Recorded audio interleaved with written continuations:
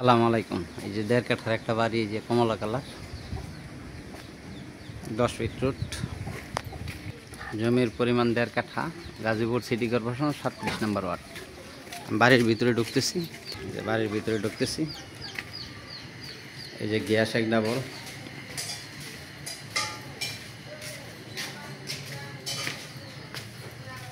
ভাড়া পাচ্ছে মাসে 18,000 টাকা।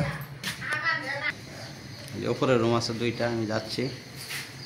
জমির পরিমাণ ১.৫ কাঠা, এই যে উপরের 2টা রুম, বাথরুম সেপারেট। এই যে আরও রুম করা যাবে নি, উপরে ছাদ দেওয়া এটির মতো করে।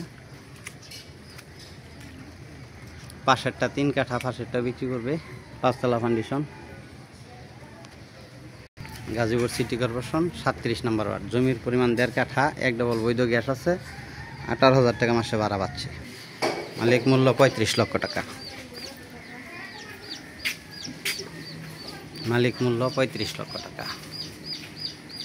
ভিডিওতে যে নাম্বার হোয়াটসঅ্যাপ, ইমো, মেসেঞ্জার যোগাযোগ করুন। আশা করি। আসসালামু আলাইকুম।